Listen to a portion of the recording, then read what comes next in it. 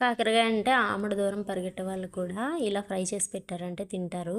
Actually నాకు కూడా కాకరకాయ అంటే అస్సలు ఇష్టం ఉండదు. బట్ చేయాలి తప్పదు. మొన్న వెన్స్‌డే మార్కెట్‌కి వెళ్ళినప్పుడు కాకరకాయలు అయితే తీసుకున్నాము. అందులో 3 తీసి ట్రై చేస్తున్నా. నేను కూడా ఫస్ట్ టైం చేస్తున్నా. బట్ పర్ఫెక్ట్ టేస్ట్ అయితే వచ్చింది. ఇంకా వీడియో అయితే స్కిప్ చేయకుండా ఎండ్ వరకు చూడండి ప్రాసెస్ మొత్తం.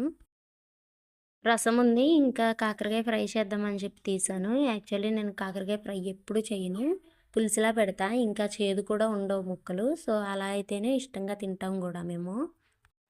ఈ రెసిపీ గాని ఫట్ అయిందంటే నాకొచ్చిన తర్వాత ఉంటదనిపించింది. బట్ యాక్చువల్లీ ట్రై చేయడం బెటర్ కదా అని ట్రై చేశాను.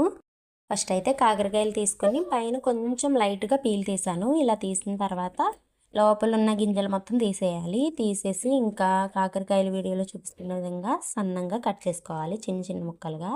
ఇంకా త్వరగా అయితే కుక్ అవుతాయి అని చెప్పి నేనైతే చిన్న ముక్కలు కట్ చేశాను. ఇంకా మీరు రౌండ్ షేప్‌లో అయినా కట్ చేసుకోవచ్చు.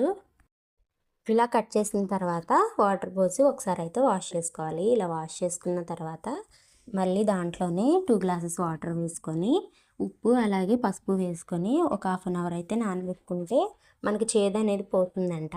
ఆ వాటర్ అయితే పక్కకి తీసేసి హాఫ్ అన్ అవర్ తర్వాత మళ్ళీ కల్లుప్పు అయితే వేసుకుంటున్నాను. సాల్ట్ అయినా వేసుకోవచ్చు. ఇలా వేసుకొని కాకరకాయలని బాగా స్మాష్ చేసుకోవాలి. ఇలా చేసుకుంటే అందులో ఉన్న చేదు అనేది వాటర్ రూపంలో వచ్చేస్తుంది. కాకరకాయ ముక్కల్ని క్లీన్ చేసుకొని పక్కన పెట్టుకున్న తర్వాత హాఫ్ ఆనియన్ తీసుకున్నాను నేనైతే. ఇంకా ఆనియన్, పచ్చిమిర్చి సన్న ముక్కలుగా కోసుకొని పొయ్యి మీద ప్యాన్ పెట్టి ఆయిల్ వేసి జీలకర్ర అలాగే కరివేపాకు కూడా వేసి ఫ్రై చేసుకోవాలి. అవి ఫ్రై అయిన తర్వాత ముందుగా మనం కట్ చేసి పెట్టుకున్న ఆనియన్, పచ్చిమిర్చి కూడా వేసి బాగా ఫ్రై చేసుకోవాలి.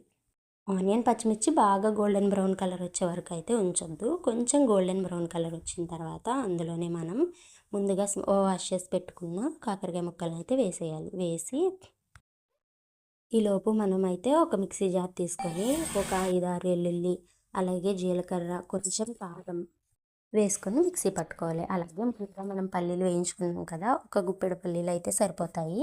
ఇలా వేయించుకున్న పల్లీలు కూడా వేసి అవి కూడా మిక్సీ పట్టుకోవాలి. ఇలా మెత్తటి పేస్ట్ లాగా మిక్సీ పట్టుకొని మనం ఈ ప్రాసెస్ చేసేలోపు ఈ కాకరకాయ ముక్కలు అయితే బాగా ఫ్రై అవుతాయి. ఇలా మొత్తం ఫ్రై అయిన తర్వాత మనం మిక్సీ పట్టుకున్న మిశ్రమం అయితే వేసేయాలి.